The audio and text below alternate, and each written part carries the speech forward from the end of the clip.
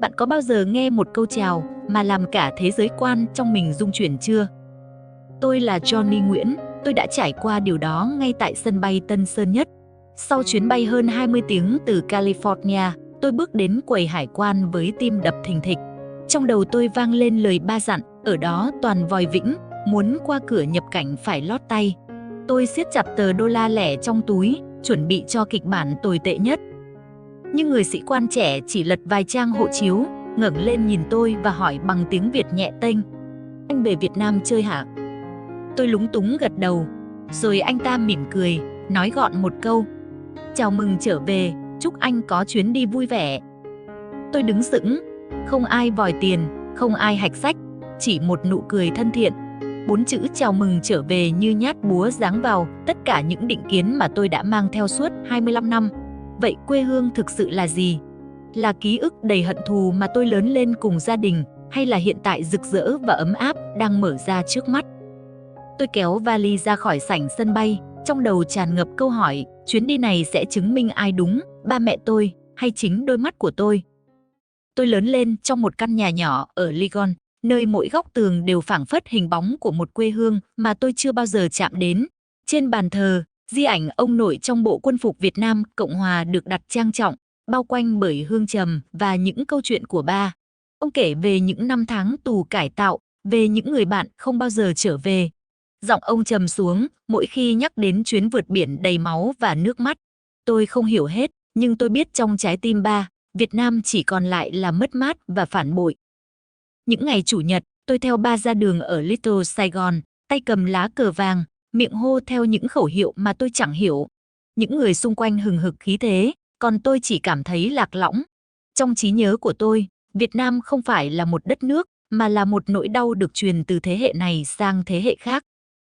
Thế rồi Internet mở ra một cánh cửa khác. Tôi nhìn thấy những bức ảnh về một Sài Gòn rực sáng, những cây cầu vươn mình ra biển lớn, những khu phố hiện đại nhộn nhịp chẳng kém gì Los Angeles.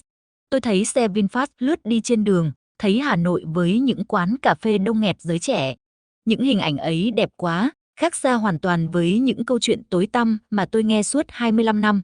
Trong lòng tôi dấy lên một cảm giác lạ, phải chăng có một sự thật nào đó mà tôi chưa từng được biết. Tôi còn nhớ rõ buổi tối định mệnh hôm ấy. Tôi ngồi trước màn hình máy tính, ban đầu chỉ định tìm chỗ nghỉ cho chuyến đi Peru cùng bạn bè. Nhưng rồi một video hiện lên, Alex Trịnh, một travel vlogger gốc Canada, cưỡi xe máy xuyên suốt Việt Nam. Tôi ngồi như bị thôi miên. Cung đường Hà Giang uốn lượn trong mây, bữa cơm giản dị nơi miền quê, nụ cười hiền hậu của người bán hàng rong. Alex nói về sự an toàn, lòng hiếu khách và sức sống lan tỏa ở Việt Nam. Tim tôi nhói lên. Tôi tự hỏi, tại sao để người khác kể câu chuyện về nguồn cội của chính mình? Tôi chưa từng đặt chân đến nơi ba sinh ra, chưa từng ngửi mùi đất, chưa từng nghe tiếng sóng biển ở vùng quê ông bà tôi. Tôi thấy mình như kẻ đứng ngoài chính cuộc đời mình. Đêm đó, tôi gõ từng chữ trên bàn phím, Los Angeles, Sài Gòn. Ngón tay tôi run lên khi nhấn vào ô Booking Confirmed. Trên màn hình sáng rực hiện ra tấm vé điện tử. Tôi thở hắt ra, biết rằng mình vừa làm một việc sẽ châm ngòi cho một cơn bão trong gia đình. Và tôi đã đúng. Bữa cơm tối hôm sau, cả nhà quây quần. Tôi nhìn ba, nhìn mẹ, nhìn bà nội, hít một hơi sâu. Ba mẹ, kỳ nghỉ này, con sẽ về Việt Nam. Chiếc đũa rơi xuống bàn. Ba, tôi sững lại vài giây rồi gầm lên. Con nói cái gì, về làm gì? Ở đó toàn cộng sản, lỡ bị bắt thì sao? Con có biết bao nhiêu người bị lừa rồi không? Mẹ tôi hoảng hốt, đôi mắt ngân ngấn nước. Bà đặt mạnh con dao gọt táo xuống bàn, giọng run rẩy. Đừng đi con, ở đó nguy hiểm lắm, ăn mặc khác người là bị cướp, công an thì hạch sách. Con muốn đi đâu, mẹ cũng cho, miễn đừng về chỗ đó.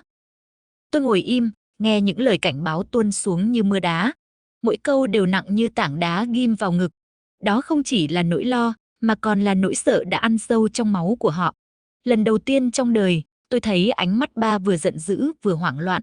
Ông không chỉ sợ cho tôi, mà sợ rằng những gì tôi nhìn thấy có thể phá vỡ bức tường niềm tin mà ông đã giữ gìn suốt mấy chục năm. Tôi không tranh cãi, chỉ khẽ đáp, giọng bình tĩnh đến lạ. Con 25 tuổi rồi, con cần tự mình nhìn thấy. Xin ba mẹ hãy tin. Không khí đặc quánh. Ba quay mặt đi, mẹ bật khóc, chỉ có bà nội là im lặng. Một lát sau, bà khẽ nắm lấy tay tôi, ánh mắt ngân ngấn lệ. Về đó nhớ thắp cho ông một nén nhang. Người đi, kẻ ở, ai cũng có nỗi đau, nhưng gốc rễ thì không bao giờ mất, cháu ạ. Câu nói ấy chạm sâu vào tim tôi. Trong cơn bão của giận dữ và sợ hãi, lời bà như một sợi dây âm thầm níu giữ, như thể có ai đó từ quá khứ vẫn đang gọi tôi về. Những ngày sau đó, căn nhà chìm trong không khí nặng nề. Ba không nói với tôi một lời nào, ánh mắt ông lạnh như thép. Mẹ lẳng lặng chuẩn bị cho tôi túi thuốc, đồ ăn khô, dặn dò rối rít như thể tôi sắp ra trận. Còn tôi chỉ biết ngồi nhìn tấm vé điện tử trên điện thoại, lòng vừa run rẩy vừa háo hức.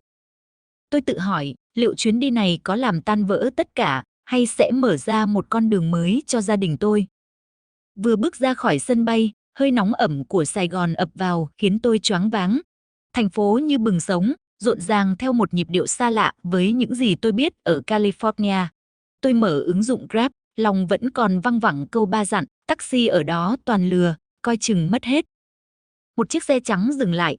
Người tài xế khoảng ngoài 50, dáng chắc khỏe, nụ cười hiền. Ông xuống xe, nhanh nhẹn xách vali cho tôi. Chào con trai, để chú giúp, ông nói. Cách gọi ấy, tôi chưa kịp quen. Trên đường về trung tâm, tôi dán mắt vào cửa kính. Cảnh tượng trước mắt khiến tôi nghẹn thở. Hàng ngàn chiếc xe máy lao đi như những đàn cá, tránh né nhau khéo léo. Đèn pha, đèn hậu hòa thành một dòng sông ánh sáng vô tận. Tiếng còi vang lên liên tục nhưng không hề tức giận, mà như một ngôn ngữ riêng của phố xá. Cô gái ngồi sau xe máy vừa cười vừa nhắn tin. Ông bố chở con trai nhỏ đang díu dít kể chuyện. Những đôi tình nhân tựa vào nhau giữa dòng xe chật chội. Đẹp quá, tôi lẩm bẩm. Chú tài xế, tên là chú Tư, bật cười tự hào. Đẹp chứ con, Sài Gòn mình mà. Toàn người Việt mình xây hết. Landmark 81, VinFast, cầu đường, đều của người mình cả, không có ai khác đâu. Câu nói tưởng như bình thường ấy lại khiến tim tôi rung lên. Trong đầu chợt vang lại giọng ba, tất cả là dựng lên để lòe thiên hạ. Nhưng giờ đây, một người đàn ông đã sống cả đời ở Sài Gòn lại nói bằng niềm kiêu hãnh, bằng ánh mắt sáng rực. Tôi lặng người, nhìn Landmark 81 vươn cao, kiêu hãnh soi bóng xuống thành phố, và bức tường định kiến đầu tiên trong tôi khẽ nứt. Khi xe dừng trước khách sạn nhỏ ở quận 1, thành phố vẫn chưa ngủ. Tôi đứng ngoài ban công nhìn xuống hẻm nhỏ, tiếng nhạc từ quán bar, tiếng dao thớt từ hàng cơm, tiếng cười nói của những nhóm bạn. Cả hòa vào nhau thành một bản nhạc sống động. Tôi nhớ đến những buổi tối lạnh lẽo ở California và viết vào trang nhật ký, bức tường đầu tiên đã lung lay. Sáng hôm sau, tôi thức dậy bởi âm thanh náo nhiệt bên dưới. Hẻm nhỏ tối qua yên ắng, nay hóa thành một khu chợ thu nhỏ. Người bán hàng rong hối hả, tiếng dao chặt thịt, tiếng gọi nhau ý ới. Đàn ông ngồi ghế nhựa thấp, nhâm nhi cà phê đen đặc, đôi mắt dán vào màn hình điện thoại đọc tin tức. Mùi hương kéo tôi xuống cầu thang, mùi nước lèo bốc khói từ một nồi lớn. Lời mẹ chợt hiện ra, đồ ăn vỉa hè dơ lắm, ăn là bệnh liền. Nhưng bụng tôi phản bội lý trí. Một bà cụ tóc bạc, dáng nhỏ thó, tay thoăn thoắt múc nước lèo. Thấy tôi bà cười hiền. Ăn bún hả con? Tôi ấp úng, giọng Việt lơ lớ, dạ một tô. Chưa kịp nói thêm, bà đã nhanh nhẹn bày biện. Rau sống, thịt, chả, rồi chan ngập nước dùng trong vắt. Tô bún nóng hổi đặt trước mặt, mùi thơm bốc lên khiến tôi quên hết mọi dè dặt. Ngụm đầu tiên, vị ngọt thanh từ xương, hương thơm nồng của rau gia vị, vị đậm đà mắm muối. Một vụ nổ trong khoang miệng. Tôi ăn ngấu nghiến, quên cả ánh mắt dè chừng ban đầu. Bà cụ nhìn tôi mỉm cười, ngon không con? Tôi gật đầu lia lịa, ngon lắm ạ. Một bác ngồi bàn bên hỏi sang, Việt kiều hả? Về chơi lâu không? Tôi đỏ mặt, gật gù.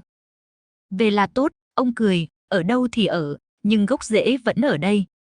Khi tính tiền, bà cụ nói, 40.000. Tôi giật mình. Chưa đến $2 cho cả một bữa sáng no nê. Nhưng giá trị thật sự không nằm ở tiền bạc.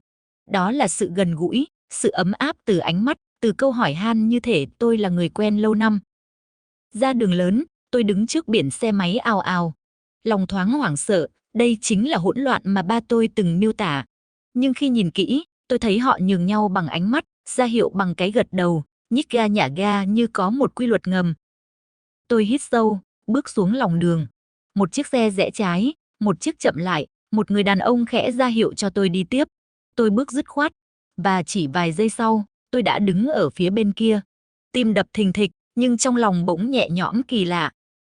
Đúng như dòng xe, Việt Nam có thể trông hỗn loạn với người ngoài, nhưng bên trong lại có một nhịp điệu riêng, thứ nhịp điệu mà tôi đang bắt đầu học cách lắng nghe. Tôi rút điện thoại, ghi lại những đoạn clip ngắn, tô bún bốc khói, con hẻm đầy tiếng cười, dòng xe cuồn cuộn như thác sáng. Tôi muốn gửi cho ba, nhưng tôi biết ông sẽ chỉ nói, toàn giả dối, con bị lừa rồi. Tôi không gửi, nhưng tôi lưu lại cho chính mình, bởi tận mắt tôi đã thấy. Giữa buổi sáng rộn ràng, tôi đứng lặng, lòng thầm nghĩ, có lẽ quê hương không chỉ là nơi mình sinh ra, mà còn là nơi mình lần đầu dám nhìn bằng đôi mắt thật của mình. Buổi chiều thứ ba ở Sài Gòn, tôi quyết định đi đến một nơi mà trong nhà tôi từ nhỏ vẫn gọi bằng cái tên đầy ám ảnh, Dinh Tổng thống. Với ba tôi, đó không phải một điểm du lịch, mà là dấu mốc của ngày mất nước. Tôi bước qua cổng chính, ngực chợt nặng trĩu, lòng bồn chồn như thể chuẩn bị đối diện với chính quá khứ gia đình. Nhưng cảnh tượng trước mắt làm tôi khựng lại. Không có không khí tang thương, không có những bóng ma của thua cuộc như tôi từng tưởng tượng. Thay vào đó là những đoàn khách quốc tế xúng xính máy ảnh, là những nhóm học sinh mặc đồng phục trắng xanh, háo hức nghe thầy cô giảng giải. Tôi theo dòng người bước vào bên trong, phòng tiếp khách rộng lớn, hội trường họp với bàn dài, rồi căn hầm tránh bom dưới lòng đất. Mọi thứ được giữ lại gần như nguyên vẹn, như một bảo tàng thu nhỏ. Tôi đứng lặng hồi lâu trong căn phòng mà ngày xưa ba từng nói là nơi chính quyền Sài Gòn đầu hàng. Nhưng xung quanh tôi, đám học sinh díu dít chỉ trỏ, bàn luận về lịch sử với vẻ tò mò chứ không hề cay đắng. Một ý nghĩ chợt lóe lên, có lẽ chiến tranh, thù hận và chia rẽ chỉ còn tồn tại dai dẳng trong ký ức của thế hệ trước. Còn với những đứa trẻ này, tất cả đã được gấp gọn lại như một trang sách đã lật qua. Tôi thở dài. Trong gia đình tôi, trang ấy vẫn còn bị kẹt lại, chưa bao giờ chịu khép lại. Nắng chiều Sài Gòn đổ xuống gay gắt, tôi bước ra đường Hai Bà Trưng tìm một quán cà phê để nghỉ. Cửa kính mở ra, không gian bên trong như một lát cắt San Jose hiện đại, tường gạch thô, bàn gỗ dài, ánh đèn vàng ấm áp. Người trẻ ngồi khắp nơi, vừa làm việc trên laptop, vừa trò chuyện rôm rả. Tôi chọn một góc gần cửa sổ, gọi một ly cà phê sữa đá, thức uống mà cộng đồng Việt kiều nhắc đến như một huyền thoại, nhưng tôi chưa từng nếm đúng hương vị gốc. Và chỉ sau ngụm đầu tiên, tôi đã sững sờ. Vị đắng gắt của cà phê Robusta quyện với độ béo ngọt của sữa đặc, mạnh mẽ, sắc sảo nhưng lại mượt mà đến lạ. Tôi bỗng hiểu vì sao người Việt có thể ngồi hàng giờ bên một ly cà phê. Ở bàn kế bên, một nhóm bạn trẻ trò chuyện bằng cả tiếng Anh và tiếng Việt. Tôi vô thức quay sang khi nghe những từ quen thuộc, startup, blockchain, marketing. Một cô gái tóc ngắn, sáng nhanh nhẹn, bắt gặp ánh mắt tôi và mỉm cười. Anh là khách du lịch hả? Tôi khẽ gật, dạ, lần đầu về Việt Nam. Câu chuyện mở ra tự nhiên như thể tôi đã quen họ từ trước. Cô gái tên Linh Trần, làm marketing cho một công ty công nghệ. Bên cạnh là Quang Phạm, lập trình viên mới ra trường. Hai người bạn khác lần lượt là một designer và một cậu phụ trách kinh doanh. Tôi ngập ngừng hỏi, cuộc sống ở đây thế nào? Có vui không? Linh bật cười, ánh mắt sáng, vui chứ anh? Bọn em làm việc, đi chơi, cuối tuần đi du lịch. Sài Gòn chẳng bao giờ thiếu cái để làm, chỉ sợ không có đủ thời gian thôi. Tôi bối rối, rồi buột miệng, nhưng ba mẹ tôi bảo ở Việt Nam không có tự do. Người dân không dám nói điều mình nghĩ. Cả nhóm im lặng một thoáng, không giễu cợt, không phản ứng gay gắt, chỉ nhìn tôi với ánh mắt thấu hiểu. Quang chậm rãi. Thế hệ của ba mẹ anh trải qua những chuyện khác. Nhưng bọn em thì tự do nghĩa là được học ngành mình thích, được thử sức khởi nghiệp, được đi bất cứ đâu. Có chứ, vẫn có giới hạn. Nhưng anh thấy đó, bọn em đang ngồi đây, bàn chuyện xã hội, chính trị, công nghệ, ai cũng có quyền nói, miễn là không cố tình gây chia rẽ, không đụng đến an ninh quốc gia. Ở đâu mà chẳng có lằn ranh, đúng không? Tôi im lặng, lòng dậy lên một cảm giác lạ lẫm. Trong ký ức gia đình, Việt Nam chỉ có bóng tối và nỗi sợ. Nhưng ở đây, trước mặt tôi, những người trẻ nói về cuộc sống của họ bằng sự tự tin, bằng ánh sáng. Tôi đánh bạo hỏi tiếp, ba tôi nói Landmark 81 và xe VinFast đều do Trung Quốc dựng lên. Có đúng không? Cả nhóm bật cười, nhưng không hề châm chọc. Linh lắc đầu. Anh yên tâm, của người Việt hết. Landmark 81 là của Vingroup xây, VinFast cũng là thương hiệu xe hơi Việt Nam. Người sáng lập là tỷ phú Phạm Nhật Vượng. Bọn em tự hào lắm, vì nó chứng minh Việt Nam cũng làm được những điều lớn lao. Tôi đỏ mặt, cười ngượng.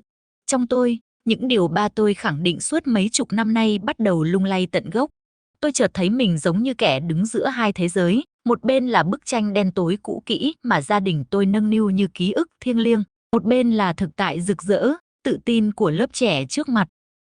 Ngoài trời, nắng đã dịu, ánh sáng vàng cuối ngày lọt qua khung cửa kính, phủ xuống gương mặt Linh, Quang và bạn bè họ. Tôi ngồi lặng nhìn, nghe tiếng cười của họ hòa vào tiếng máy xay cà phê, tiếng muỗng chạm ly lanh canh. Trong khoảnh khắc đó, tôi hiểu tự do không chỉ nằm trong khẩu hiệu chính trị hay những cuộc biểu tình nơi xứ người. Tự do đôi khi giản dị chỉ là được sống, được học, được mơ và được yêu ngay trên mảnh đất của mình. Và tôi thầm tự hỏi, nếu ba tôi ngồi đây, nghe những lời này, liệu ông có còn giữ được bức tường định kiến đã dựng suốt nửa đời? Buổi tối hôm ấy, Linh và Quang nhắn tôi, anh ra Bùi Viện đi, bọn em đã ngồi sẵn. Tôi tò mò, một phần háo hức, một phần dè chừng. Trong cộng đồng người Việt ở Mỹ, cái tên Bùi Viện thường bị nhắc như một nơi phức tạp, đầy hỗn loạn. Nhưng tôi quyết định thử. Chỉ vừa đặt chân đến, tôi đã choáng ngợp. Cả con phố ngập ánh đèn neon rực rỡ, tiếng nhạc dội thẳng vào lồng ngực. Du khách từ khắp nơi chen chúc, vai chạm vai. Tiếng Anh, tiếng Pháp, tiếng Hàn, tiếng Việt hòa trộn thành một bản giao hưởng kỳ lạ. Linh vẫy tay từ một quán bia vỉa hè. Những chiếc bàn nhựa xanh đỏ chen chúc, trên bàn là nghêu hấp xả nghi ngút khói, gà nướng thơm lừng, rau muống xào tỏi còn lách tách hơi nóng. Một chai bia mở ra, bọt trào ra mép ly. Chào mừng anh đến Việt Nam. Quang nâng ly. Tôi cụng ly, tiếng keng giòn tan, vị bia mát lạnh lan xuống cổ họng. Mọi người cười nói, ăn uống rộn ràng. Xung quanh, những nhóm khách Tây hát hò, vài người Việt trẻ cùng nhảy múa giữa đường. Không ai xa cách, không ranh giới. Tôi chợt bật cười, lòng lâng lâng, thực tại này hoàn toàn khác hẳn câu chuyện của ba. Ba kể về một Việt Nam nghèo đói, đầy sợ hãi. Còn tôi, ngay trước mắt, chỉ thấy năng lượng sống và niềm vui. Quang nhìn tôi, hỏi thẳng. Anh thấy Sài Gòn thế nào? Có giống như những gì ba mẹ anh kể không? Tôi đặt ly bia xuống, thành thật. Khác hẳn. Ở nhà tôi chỉ nghe toàn chuyện sợ hãi. Nhưng ở đây, tôi thấy mọi người sống vui vẻ, tự do, đầy sức sống. Cả bàn im lặng giây lát, rồi Linh mỉm cười. Anh biết không, nhiều Việt kiều về cũng nói y như vậy. Mỗi thế hệ có ký ức riêng, nhưng bây giờ Việt Nam đã khác. Tiếng nhạc ngoài phố bỗng vang to hơn. Tôi đứng giữa dòng người, nghe tim mình đập theo nhịp. Tôi chưa từng cảm thấy Việt Nam gần đến thế. Vài ngày sau, tôi bay ra Đà Nẵng, rồi đi tiếp đến Hội An. Nếu Sài Gòn sôi động như một bản nhạc điện tử, thì Hội An lại tĩnh lặng như khúc hát ru. Những ngôi nhà cổ màu vàng phủ nắng, mái ngói rêu phong, dàn hoa giấy đỏ rực rủ xuống hiên. Dòng sông Hoài lững lờ trôi, thuyền gỗ neo đậu, những chiếc đèn lồng đủ sắc màu treo cao, chuẩn bị cho đêm lên đèn. Tôi lang thang trên con phố lát gạch, dừng lại trước một tiệm may nhỏ, may đo hạnh. Tấm biển gỗ giản dị, bên trong là những xấp vải lụa nhiều màu. Chủ tiệm là một người phụ nữ trạc tuổi mẹ tôi, dáng gầy, khuôn mặt hiền, ánh mắt ấm. Con là Việt kiều hả? Cô hỏi ngay khi nghe giọng tôi. Tôi gật đầu, cười ngượng. Cô Hạnh vừa đo cho tôi vừa trò chuyện. Khi tôi kể rằng ba mẹ chưa bao giờ muốn về Việt Nam, mắt cô thoáng buồn. Cô hiểu, nhiều gia đình như vậy lắm. Người đi người ở, ai cũng có nỗi đau riêng. Tôi chợt hỏi, cô ơi, sau chiến tranh chắc khó khăn lắm phải không? Cô Hạnh đặt thước dây xuống, ánh mắt nhìn xa xăm. Khó lắm chứ. Nhà cửa tiêu điều, thiếu ăn thiếu mặc. Gia đình cô cũng có người đi vượt biên rồi mất tích. Đất nước như tấm vải này, cô cầm miếng lụa, vuốt nhẹ, bị rách nát vì chiến tranh. Nhưng người ở lại thì kiên nhẫn vá từng mảnh, dệt lại từng sợi. Nhờ vậy mà giờ mới có một Hội An yên bình thế này. Tôi lặng người. Suốt bao năm, tôi chỉ nghe ba mẹ kể về nỗi đau của người ra đi. Nhưng ở đây, lần đầu tiên, tôi nhìn thẳng vào nỗi đau của người ở lại. Chiếc áo sơ mi tôi đặt may không còn đơn thuần là kỷ niệm du lịch. Nó trở thành một mảnh ghép, kết nối ký ức gia đình tôi với mảnh đất này. Tối hôm đó, tôi ngồi bên ban công homestay, tay cầm chiếc áo vừa may, gió mang theo mùi hoa giấy phảng phất. Tôi gọi điện cho mẹ. Đầu dây bên kia vang lên giọng run run. Nam hả con ở đâu rồi? Tôi hít một hơi, dạ, con đang ở Hội An. Nơi này đẹp và bình yên lắm. Mẹ im lặng hồi lâu, rồi chỉ thốt ra một câu ngắn. Ừ, con giữ sức khỏe. Chỉ thế thôi. Nhưng tôi nghe trong giọng bà có một sự lay động. Lần đầu tiên, bà không phản bác, không bảo tôi ngây thơ. Bà chỉ lắng nghe. Tôi khép điện thoại lại, lòng nhẹ đi. Có lẽ, một cây cầu nhỏ vừa được bắc qua khoảng cách bao năm giữa tôi và mẹ. Tôi ra Hà Nội vào một sáng sớm se lạnh. Thành phố mang một vẻ khác hẳn Sài Gòn, cổ kính, trầm mặc và có phần chậm rãi hơn. Ngay hôm đầu, tôi tìm đến quảng trường Ba Đình, nơi diễn ra lễ thượng cờ. Khi tiếng loa vang lên, cả quảng trường bỗng im phăng phắc. Lá cờ đỏ sao vàng được kéo dần lên giữa nền trời xanh. Một khoảnh khắc rất đơn giản, nhưng tôi bất giác rùng mình. Ngay cạnh tôi, vài người cựu binh tóc đã bạc đứng nghiêm, ánh mắt ngân ngấn nước. Họ nhìn lá cờ bằng một niềm tự hào mà tôi chưa từng thấy. Trong ký ức của ba, lá cờ ấy là bên kia, là kẻ thù. Nhưng ở đây, nó lại là biểu tượng gắn kết hàng triệu con người. Tôi chợt nhận ra, một biểu tượng có thể chia cắt, nhưng cũng có thể hàn gắn, tùy vào cách mỗi thế hệ nhìn nhận. Chiều hôm đó, tôi gặp Thuận Lê, một sinh viên ngành quan hệ quốc tế. Chúng tôi ngồi ở một quán cà phê gần Hồ Gươm. Thuận có nụ cười tươi, ánh mắt tự tin. Khi tôi hỏi về tự do ở Việt Nam, cậu suy nghĩ một chút rồi trả lời. Đối với em, tự do là được học ngành mình thích, được làm công việc em chọn, được đi đây đi đó, và được góp ý trong phạm vi ổn định. Ở đâu cũng có lằn danh cả. Quan trọng là mình nhìn về tương lai thế nào. Câu trả lời giản dị mà thẳng thắn. Tôi thấy mình gật đầu, lòng thầm nghĩ, có lẽ tự do không chỉ là hô vang khẩu hiệu, mà còn là được sống một cuộc đời bình thường nhưng đầy đủ cơ hội. Từ Hà Nội, tôi bắt chuyến tàu về Nam Định, vùng quê nơi dòng họ tôi vẫn còn một nhánh ở lại. Chuyến tàu chạy xuyên qua những cánh đồng lúa mênh mông, gió thổi mát rượi qua khung cửa sổ. Tôi bồn chồn, không biết họ hàng sẽ đón mình như thế nào sau ngần ấy năm xa cách. Nhưng khi tàu vừa đến ga, một nhóm người đã đứng sẵn, giơ cao tấm biển viết tay cháu Nam, cháu của dòng họ Nguyễn. Tôi bối rối, tim thắt lại. Họ chạy đến ôm tôi như đón một người thân thất lạc bao năm. Ông Hòa, trưởng họ dẫn tôi về ngôi nhà thờ tổ. Ông dáng cao, tóc bạc, giọng trầm mà ấm. Ông dắt tôi vào gian chính, nơi bàn thờ nghi ngút khói hương. Trước mặt tôi, gia phả dòng họ được mở ra. Tôi lặng người khi nhìn thấy tên ông nội, rồi tên ba tôi, và ngay bên dưới là tên tôi. Ông Hòa đặt nhẹ tay lên vai tôi, khẽ nói. Cháu có thể xa quê, nhưng trong gia phả, cháu chưa bao giờ mất. Ở đây, cháu luôn có một chỗ đứng. Chúng tôi cùng thắp nén nhang, khấn trước bàn thờ tổ. Khói hương lan tỏa, tôi cảm nhận một sự kết nối sâu xa mà cả đời ở Mỹ chưa bao giờ chạm tới. Trước khi tôi rời làng, ông Hòa dúi vào tay tôi một nắm đất nhỏ, gói trong miếng vải nâu. Cháu mang về, đặt lên bàn thờ cho ba và bà, để họ yên lòng rằng cháu đã về nguồn. Tôi cầm nắm đất, bàn tay run run, một vật nhỏ bé, nhưng mang sức nặng của bao thế hệ. Tôi biết khoảnh khắc ấy sẽ theo mình suốt đời. Chuyến bay dài đưa tôi trở lại California. Trời chiều ảm đạm, căn nhà ở Ligon vẫn quen thuộc như bao năm qua, nhưng trong lòng tôi thì mọi thứ đã khác. Tôi mang theo một thứ nhỏ bé mà nặng trĩu, nắm đất từ nhà thờ tổ ở Nam Định. Buổi tối, cả nhà quây quần trong phòng khách. Tôi đặt nắm đất gói trong mảnh vải nâu lên bàn thờ, cạnh di ảnh ông nội trong bộ quân phục cũ.